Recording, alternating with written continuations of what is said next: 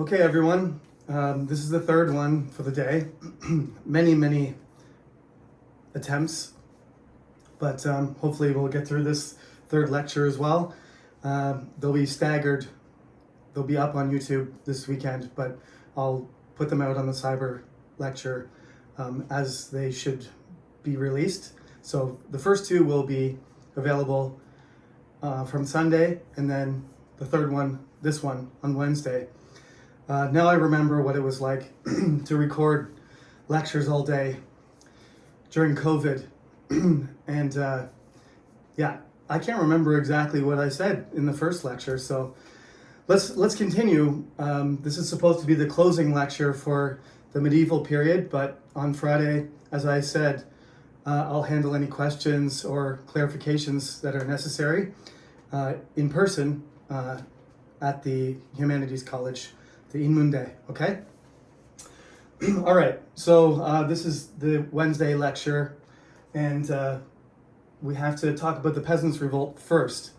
So the title of this course is, of course, British and American Culture. I think it's, in Korean, it translates something to like topics in British and American culture, but when I wrote my textbook, I decided to call it Evolution and Revolution for a reason. I feel like since the course is British and American culture, there has to be some sort of comparison between the two, which I don't do that much of, but initially the whole idea was American culture is sort of a development of British culture. It came, we'll talk about that in the second half of class after the midterm, how the idea of America took root, and we'll do some criticism and analysis of American culture and what it means to be an American person, to be part of that culture. But essentially, the roots of American culture go back into British culture. So that's why this is how I've designed the course, is to talk about British culture first. But one of the things I think about American culture is that it is more revolutionary, and that the more revolutionary type groups and society developed in America for a reason.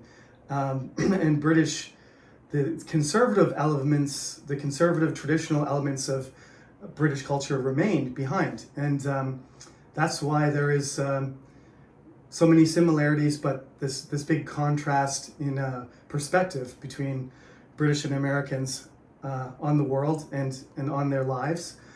So I think the tradition of revolution exists in British culture, but it's sort of, what can I say? The British have restraint, whereas the Americans follow through with the actual practical action that stems from the ideas. So this is called the Peasants' Revolt. It's not a revolution. It could have gone further. It could have involved more people. It could have been more damaging. It was damaging and scary enough. But I would like you to pay attention as I describe it, as opposed to the American Revolutionary War, which creates the United States. The 13 colonies become the United States of America, or even the American Civil War. We'll compare that to what the English Civil War is, and I think that's one of the only real revolutions that have occurred over the history of Britain. In the strict sense of the word, fighting, bloodshed, violence, speed, and ideas and change, all happening rapidly. But in the end, the British pull back and they reinvite, the king's son back, and the restoration occurs, and there's still a British monarch. There's still a royal family in England, which that speaks for itself. I think that at heart it is a conservative society. But I'm Canadian. I'm in between these two groups. History is continuing, our understanding of history is continuing to change. So we'll call this an evolutionary step, though. It's almost a revolution, but it doesn't go that far. So fundamentally, what I said to you before was the title of this week's lecture is Social Mobility. And social mobility is something that you take for granted when you're in a country like Canada or South Korea or the United States, where it's more difficult for you to be successful or to be as educated or to advance in society if you're poor. But the chances, the opportunity exists. It's possible and not necessarily probable, but the idea that everybody is equal under the law and that everybody has an opportunity to advance their social position, their families, wealth to a certain degree, that is fundamental to the idea of America, and that idea comes from British culture. There is no such thing as a middle class. That's something that the United States really was the first country to have a middle class that was dominant, I would say. People may disagree with me there, but British culture never quite gets to the point where the middle class is dominating political life and has the enough influence economically, politically, and socially that America does in the post-World War II era. Now, you'd have to look at data to prove that, and it's difficult to prove things in older societies where we don't have all the information we have now. So it's hard to compare 20th century America to another period like, for example, 15th century or 14th century England. But we can make some assumptions, which is that no country or people until mid 20th century America, developed, and the economic boom and prosperity existed in America. No country ever came close to that. But compared to, relatively speaking, England and the people in the generations following the Black Death had some advantages.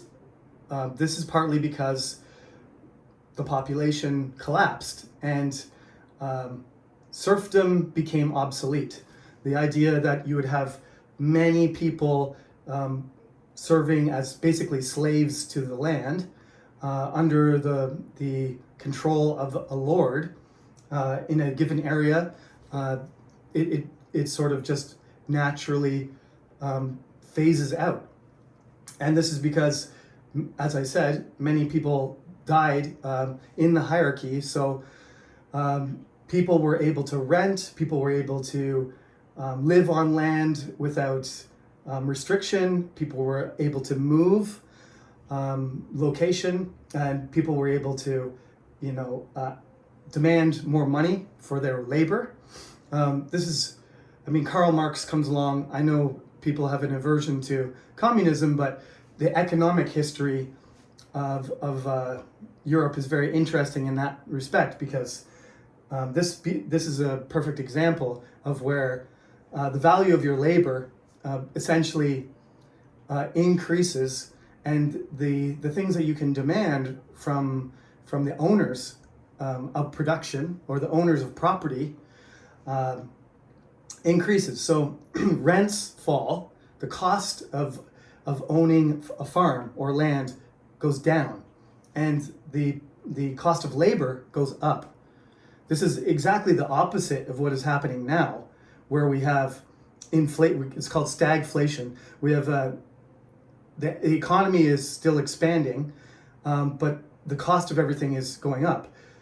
People are not getting bigger salaries. The job market is not growing. It's harder to find a job. and things cost more. So that's like a double whammy. This is a comparison between now, 2023, and 1450.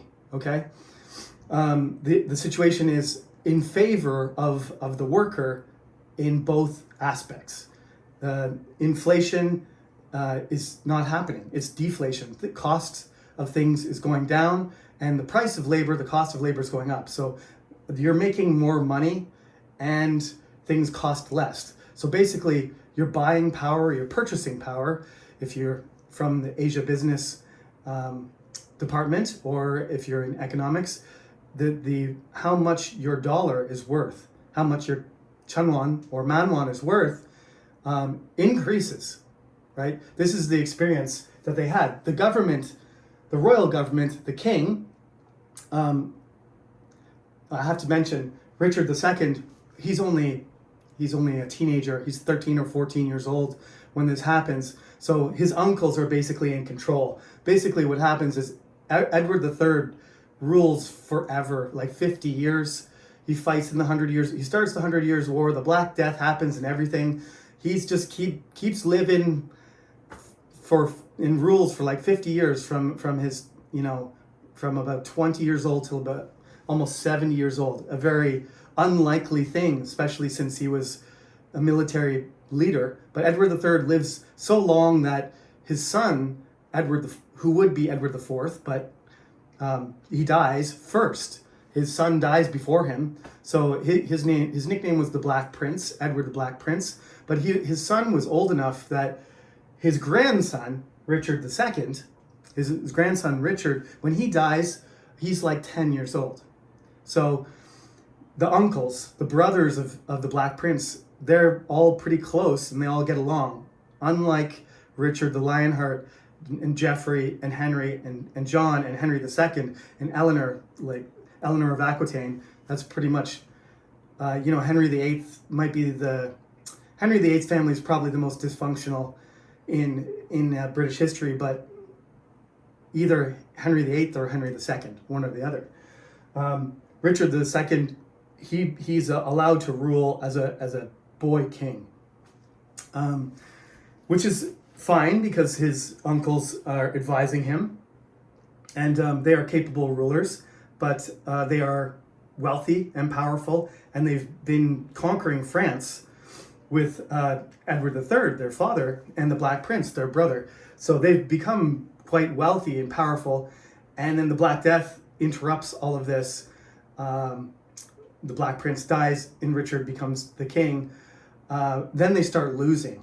They start losing battles, and the 100 Years' War goes against them. Part of the reason is because maybe the early death or the normal death of the Black Prince, Edward, the Black Prince, Richard's father, means that you have a less powerful leader in charge of everything, despite the fact that he's being helped by his uncles. So they continue to tax the English people in order to fight these battles in France, but the battles are not going well, and they're losing many of them. A lot of English soldiers and knights are over in France, trying to defeat the French and protect the lands that the territory they own in France.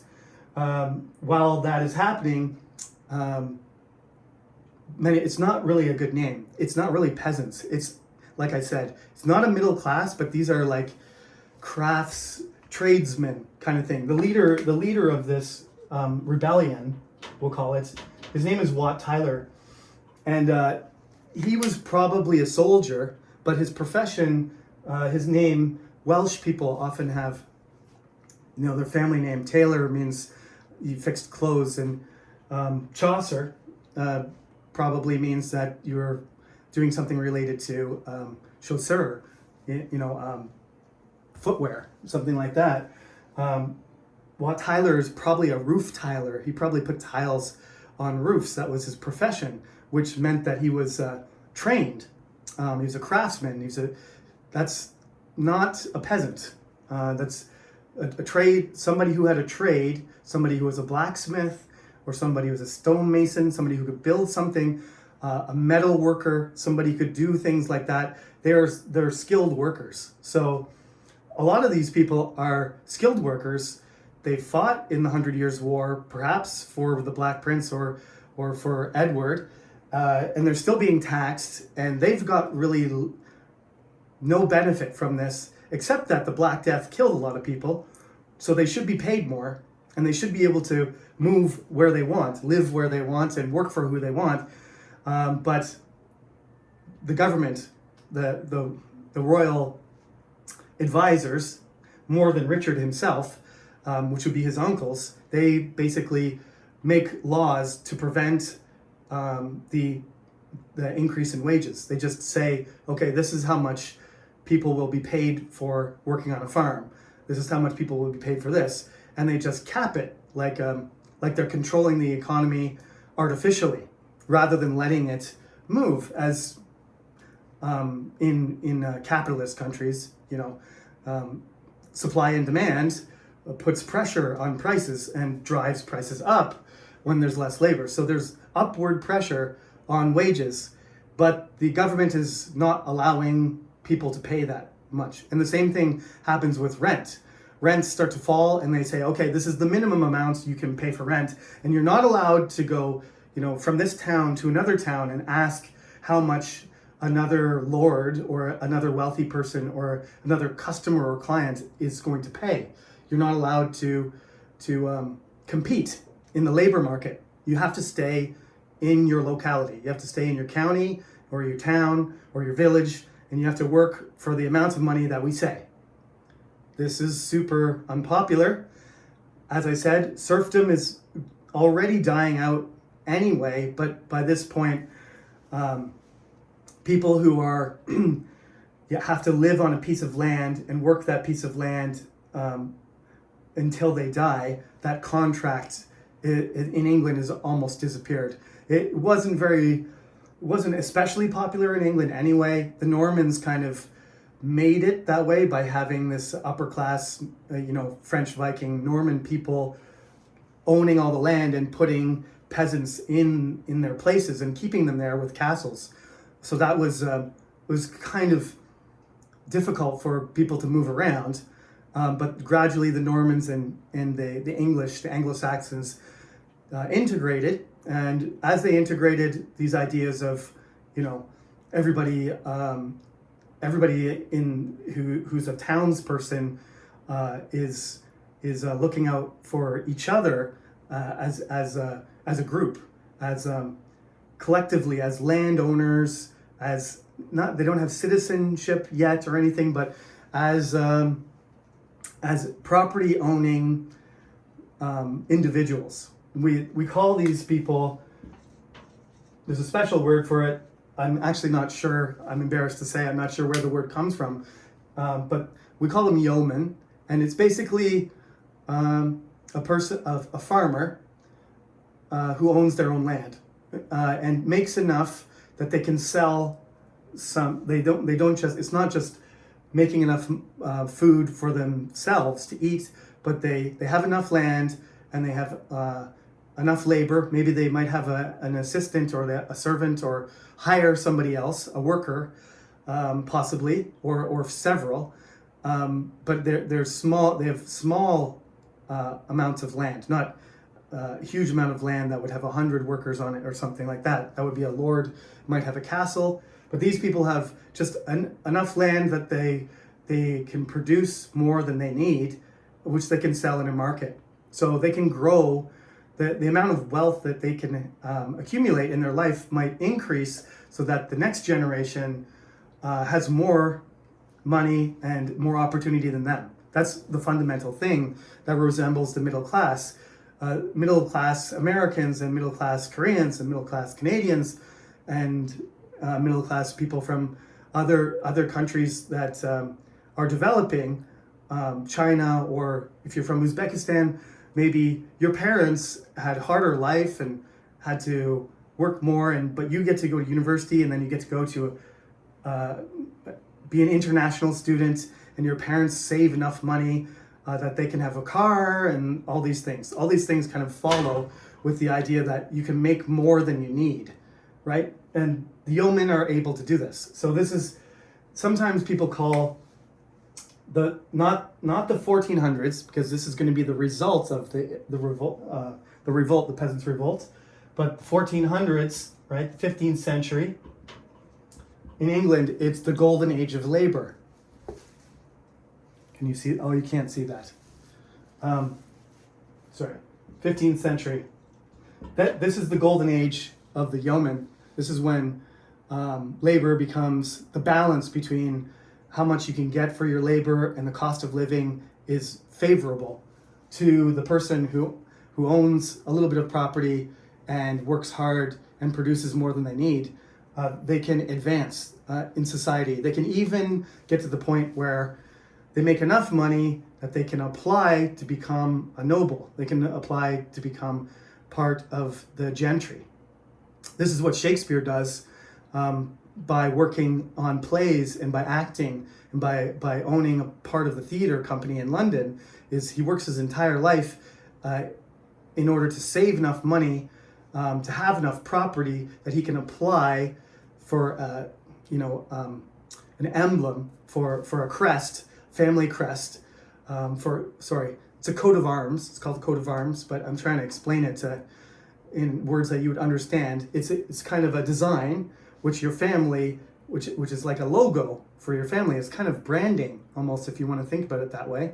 And you have to save up enough money, and you have to be successful and recognized enough in reputation to apply for it. Then they will admit you into the College of Heraldry, and your family will become gentlemen, gentlewomen, gentlemen, lords and ladies eventually. And Shakespeare successfully does that by the end of his life. But this is several hundred years before Shakespeare comes along. So people are starting to do this. It's this system where you can advance yourself and work hard and move up and down in society. You're not like born into a certain slot like Aristotle said you were, or that the Catholic Church or the royal family normally preferred, that everybody had their place in the great chain of being, that it shouldn't move. It's not a ladder moving up and down like the corporate ladder. It's a chain. It doesn't move. You're in the link and you're stuck there. So Wat Tyler is he's a great unknown. We don't know very much about him other than the fact that he was probably a Tyler, roof tiler, and that he was a very charismatic. He must have been a decent leader and respected in the community, because he ends up with thousands of people. Some of them are peasants, but a lot of them are tradesmen or former soldiers in Kent, which is, as I told you, it's the kingdom of the Jutes, which is closest to France, which during the 100 Years' War, when the French came over to England and on ships and attacked the coastal cities, Kent was always the worst. They were affected most, they were damaged most, so they were the most upset about the increase in taxes and the laws that restricted, more pay and having competition, moving from one town to another and having more economic and social freedom. So Wat Tyler becomes the leader, and they move towards London, where Richard II is king, where he has his palace, Westminster Hall, and there are palaces all over the place, but the seat of government is in London, where Richard II is. And they get there, and there's not very many English guards and soldiers or knights around, because most of them are fighting in France. So they demand to talk to the king. Now, the interesting thing is, the reason they ask to talk to the king is because they think Richard II actually cares about the people, and that he's young, and it's the uncles, and it's the corrupt, rich, wealthy, greedy, warmongers that are keeping this war in France going. They're the ones that they've got the king hostage, and they're making the decisions for the king, which is kind of true, to be honest. But actually, Richard II is happy to go along with it. He doesn't really care about them. That's the mistake they make.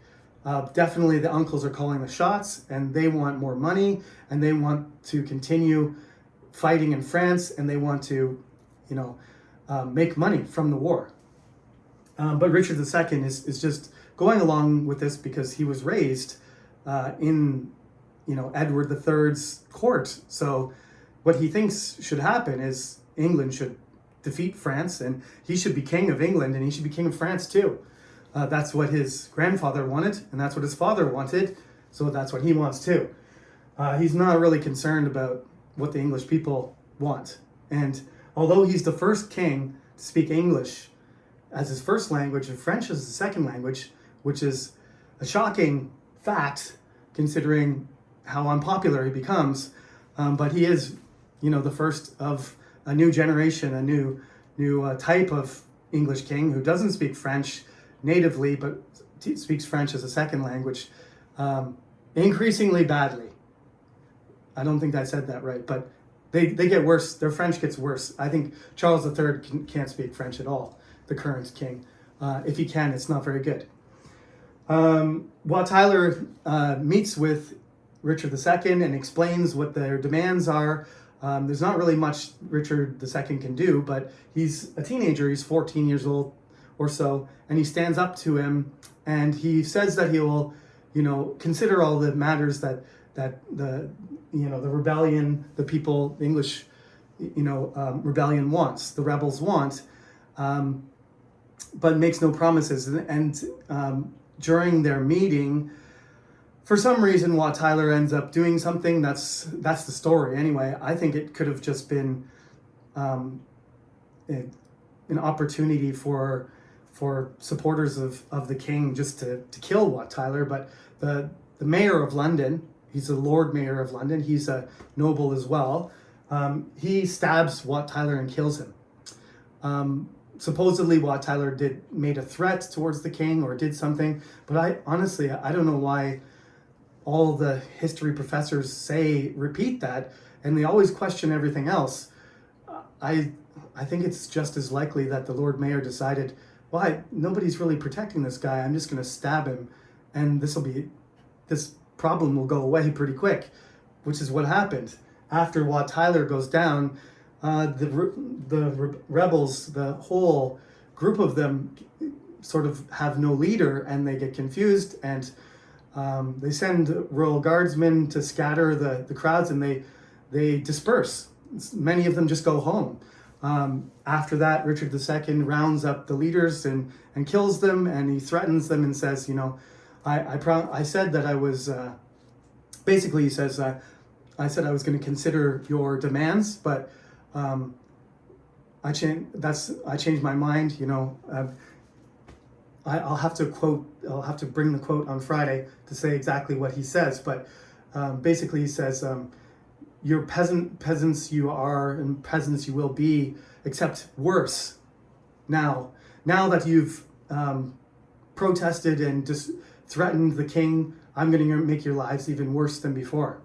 But that's not actually what happens.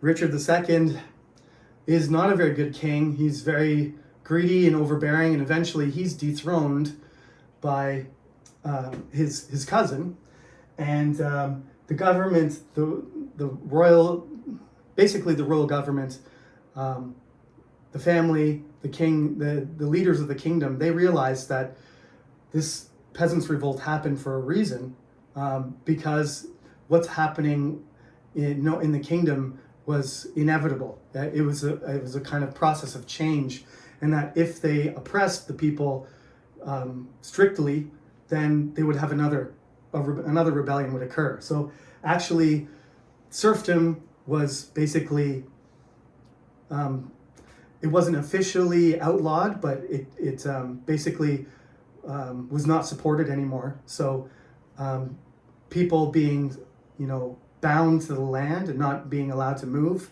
anymore, that was abolished.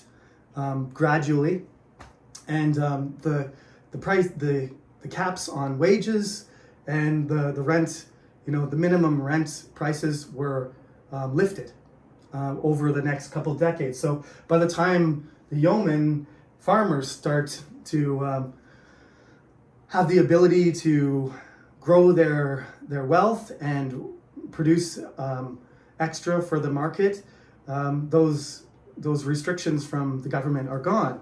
And that's another one of the reasons that I say that Britain's basically a conservative country, but that's how they avoid a revolution, is because usually there's some kind of compromise.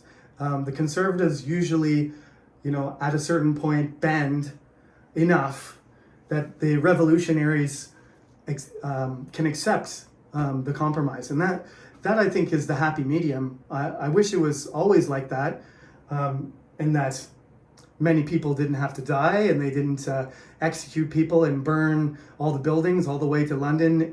That revolt was a terrifying thing for the upper class and the government, because they thought, the king was going to be killed and London was going to be sacked and the country was going to descend into chaos, which is the worst thing possible in the Middle Ages, is lack of stability and lack of organization. They're worried about that almost as much as they're worried about the Black Death. So this disorganized chaos was something they were very worried about, but it's avoided, and they realize that to avoid a repeat of that event, they're going to have to change the rules, and what they're going to have to compromise with the tradespeople, the yeomen, and the peasants, and give a little. And that's gradually what happens in England, is the kings gradually have to make concessions and compromises until the point comes when the representatives of the people in the parliament becomes equal in strength and influence to the king. And that's the breaking point, when the conservatives won't bend anymore and the revolutionaries and the parliament wants more. That won't happen until the 17th century, but that's the cause of the English Civil War, is when the king won't bend anymore and the people won't give anymore. So in this case, Richard survives. Later, he ends up being replaced, but essentially the Peasants' Revolt is a scary episode, but it never turns into a revolution. There's never a new king or anything. Richard survives. This is basically the high point in his life when he's a teenager, unfortunately. He lives for several more decades, but nothing better or more accomplished happens during his life.